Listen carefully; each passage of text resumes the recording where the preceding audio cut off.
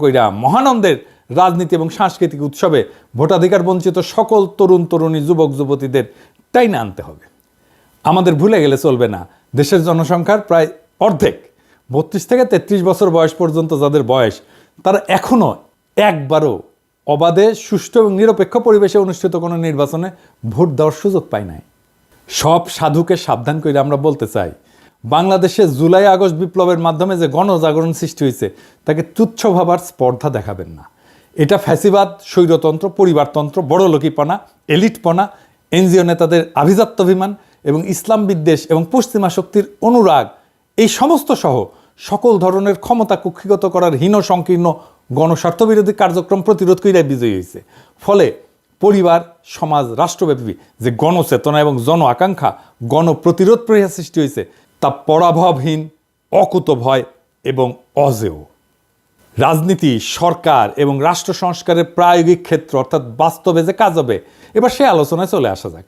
Doctor Mohammad Yunus গতকাল বুধবার এমন লক্ষ্য অর্জনের জন্য 6টা কমিশন গঠন করার সিদ্ধান্ত নিয়েছেন। এর মধ্যে নির্বাচন ব্যবস্থা সংস্কার কমিশনের প্রধান হিসেবে দায়িত্ব পালন করবেন সুশাসনের জন্য নাগরিকের সম্পাদক বদিউল আলম মজুমদার। দুর্নীতি দমন কমিশনের সংস্কারের প্রধান হিসেবে দায়িত্ব পালন করবেন টিআইবির নির্বাহী পরিচালক ইফতেখারুজ্জামান। ওনারা একবার ধরছিলাম, ওনার সম্পর্কে এখন আর কিছু না বলি। সংবিধান সংস্কার কমিশনের প্রধান হিসেবে দায়িত্ব পালন করবেন বিশিষ্ট আইনজীবী শাহদিন মালিক। বিচার বিভাগ সংস্কার কমিশনের প্রধান হিসেবে দায়িত্ব পালন করবেন বিচারপতি শাহ আবু নাইম মমিনুর রহমান। জনপ্রশাসন সংস্কার কমিশনের প্রধান হিসেবে দায়িত্ব পালন করবেন সাবেক তত্ত্বাবধায়ক সরকার উপদেষ্টা অবসরপ্রাপ্ত আমলা আব্দুল মহিদ চৌধুরী। পুলিশ প্রশাসন সংস্কার কমিশনের প্রধান হিসেবে দায়িত্ব পালন করবেন আরেক অবসরপ্রাপ্ত সচিব সফররাজ হোসেন। তো উনাদের সিলেকশন কেমন হইল, তাই না? আসেন এটা একটু বিচার কইরা দেখি। জনাব বদিউল আলম মজুমদার, জনাব ইফতেখারুজ্জামান এবং শাহদিন মালিক, এই তিনজন মূলত এনজিওজীবী মানুষ। এরা শিক্ষকতাও করছেন এবং মাঝে মধ্যে এখনও তা করেন। এদের সততা নিয়ে কোনো প্রশ্ন নাই, আমার নাই।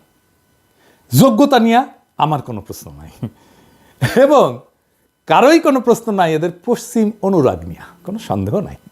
তাহলে এরা সৎ, এরা যোগ্য, কিন্তু এরা পশ্চিম অনুরাগী এবং এরা এনজিওজীবী, ঠিক তো?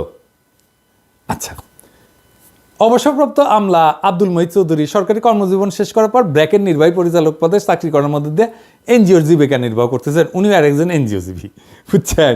এনজিওগ্রাম সরকারের কমিশনেও এনজিওগ্রামী। এখনও তিনি বহুবিধ এনজিও পরিচালনার সাথে যুক্ত আছেন। এ ভদ্রলোকের সততা নিয়ে আমার কোনো প্রশ্ন নাই, যোগ্যতা এটা নিয়ে আমার কোনো প্রশ্ন নাই, পশ্চিমা অনুরাগ নিয়েও আর আমার কোনো প্রশ্ন নাই, এবং ধর্মপরায়ণতা নিয়েও আমার কোনো সন্দেহ নাই। বিচারপতি শাহ আবু নাইম মমিনুর রহমান, ওনারা চেনেন কিনা জানি না, সমসাময়িক বিচারপতিদের